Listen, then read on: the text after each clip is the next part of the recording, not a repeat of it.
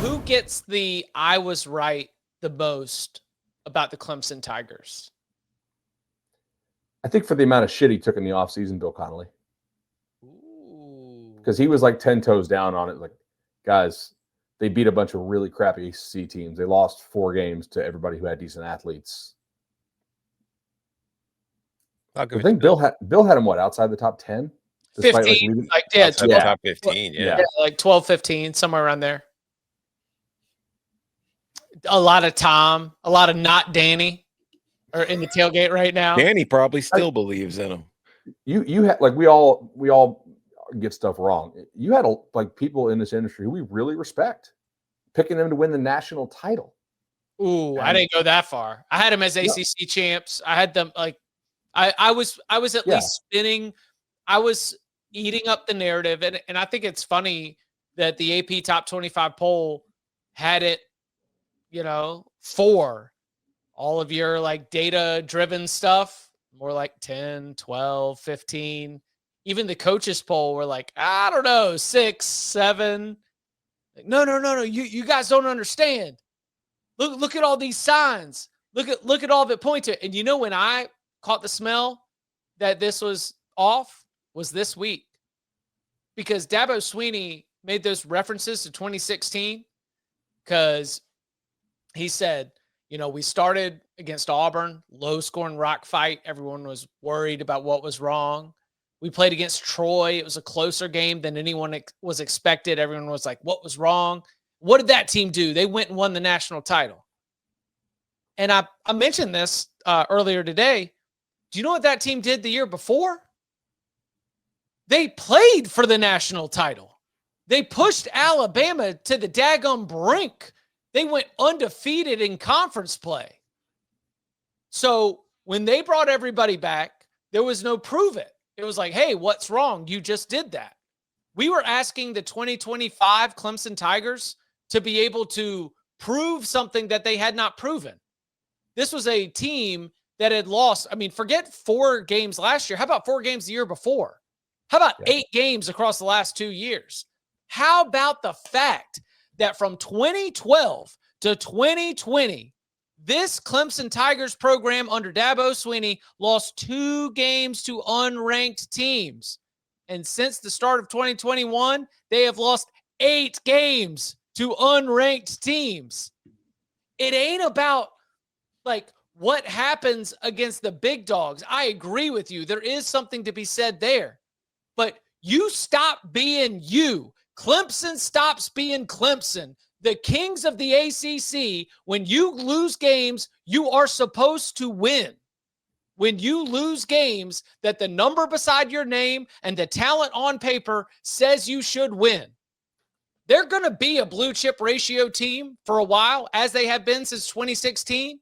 But you know what they are now? They're one of them blue chip ratio teams that loses a couple games a year. Mm-hmm. Congratulations. You're entering your Texas A&M phase, Clemson. Congratulations. You're entering a Miami phase, Clemson. Like this is where you are at, because that team is more talented than the performance that we have seen from them through 3 games.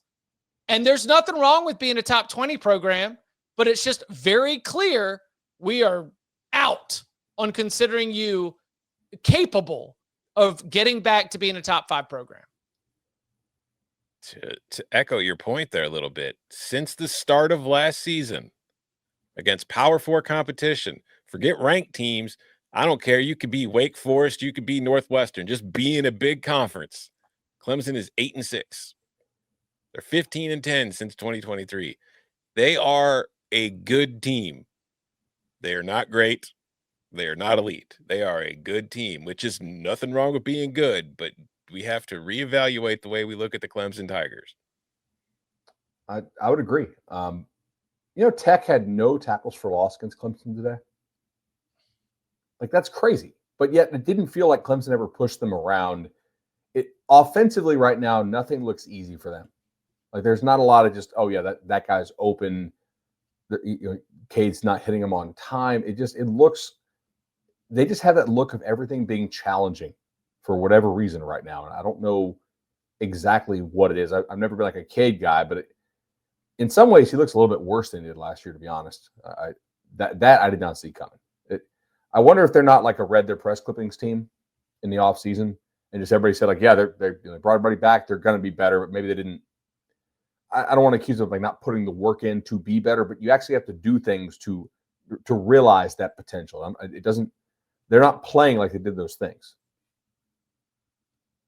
It's that damn buses, man. They get all. No.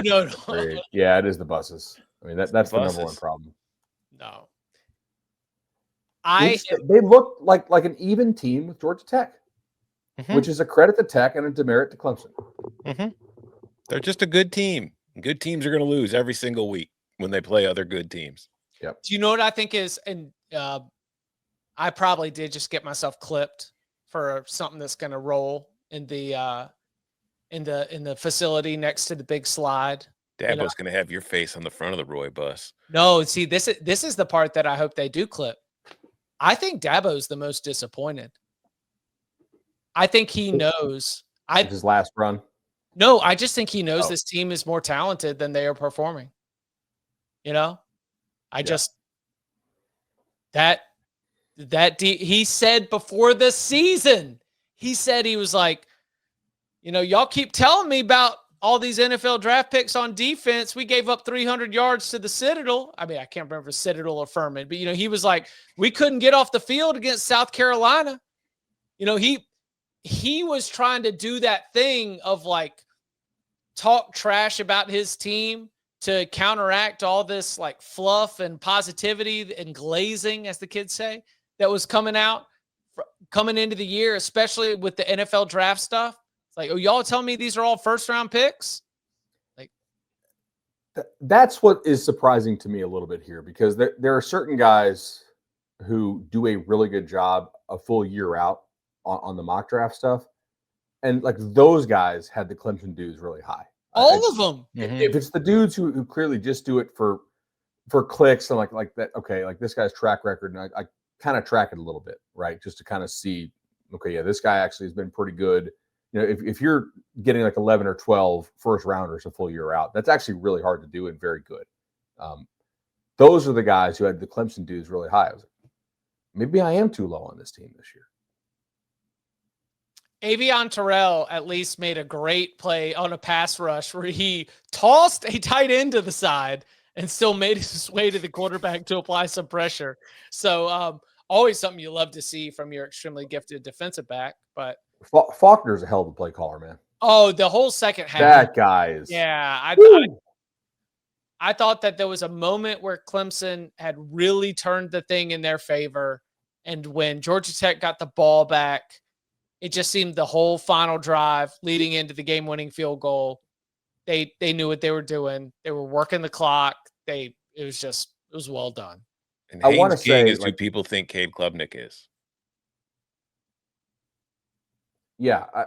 Yes. Okay. So I feel like it's not a good point to make because he's literally facing a similar age quarterback in Cade Klubnik, but across the sport, having a really veteran quarterback now that most of the COVID kids are gone does seem to stand out. Beck at Miami, Nuss at LSU, like a ton of pressure on him tonight. And for the most part, didn't make crazy critical mistakes. He had the one, obviously, but I would put King in that category. Just, he's kind of a grown man playing college football, and it stands out.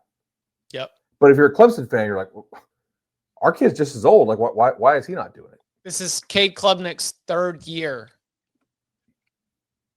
in third year in the system. Mm-hmm. He was the ACC championship game MVP at the end of the 2022 season. Garrett Riley gets hired after 2022. Cade Klubnik is a starter for 23. He's a starter for 24. He's a starter here in 25. I mean, they didn't have an edge, man. They didn't have an okay, thank you. I don't want to start this, but I don't think they play hard for Cade. The vibes are, I don't know if it's for Cade. I don't want to draw that line. I can. I think Tech plays hard for King. I don't think Clemson plays hard for Cade. That can be your opinion. I'm not going to argue against it. I can just tell that it's just Georgia Tech brought a level of confidence and urgency that I do not think was matched in this game. Yeah. Agreed. Like they had better belief in what they're doing. It just, man, it was like the 3rd and 22 give up down that Adam Randall busts loose, keeps a drive alive, and is able to get that score right before halftime. The long 73-yard Bryant Wesco touchdown. I mean, small individual offensive plays mask what was largely an ineffective and inefficient effort on the afternoon. Can I rant about one thing in this game, though? Sure. Yes. Eric Rivers, that was Bush League bull crap what you did. Stepping out of bounds. Eric Rivers caught that deep ball, the 42-yard pass. And that guy, with one man standing between him and the end zone, ran out of bounds untouched at the 5-yard line. If a player on my team did that, I would bench his ass so fast. He was afraid to try to fight through a tackle to score a touchdown. Can you imagine if Tech didn't, Justice Hayes saved his ass? They scored. But can you imagine if Clemson holds him out of the end zone there, keeps him to a field goal? Guess what? Clemson wins that game because Eric Rivers was scared to be touched. I see that on film. If you see that on film and you're a Georgia Tech player, wear his ass out. Moving on. Where does Clemson go from here? Actually, let's talk winners first. Could Tech make the playoff? Yes. Because they could be 11-1 or 12-0. Yeah.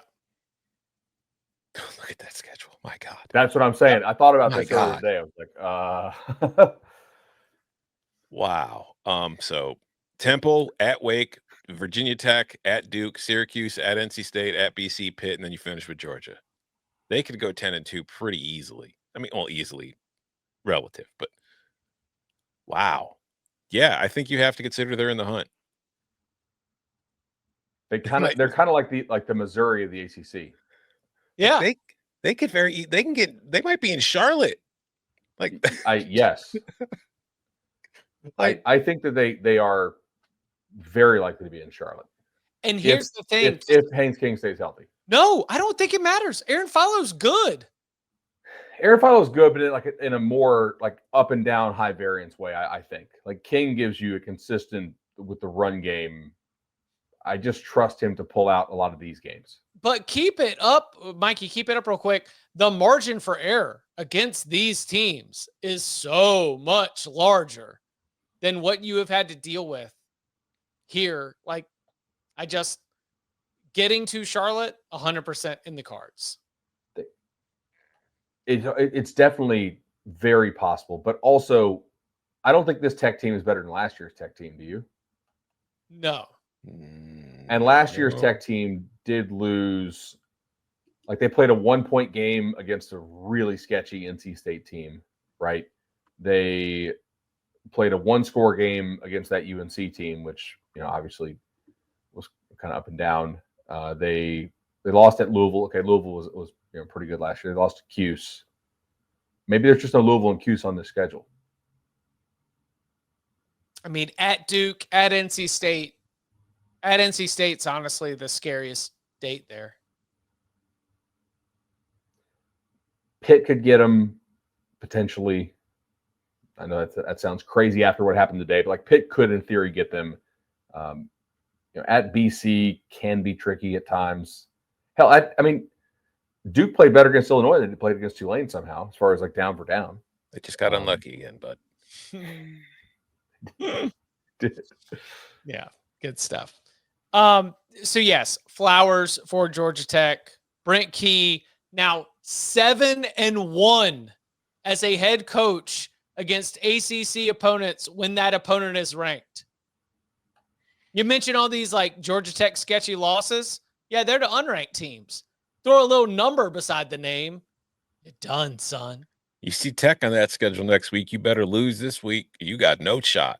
Yeah, come on.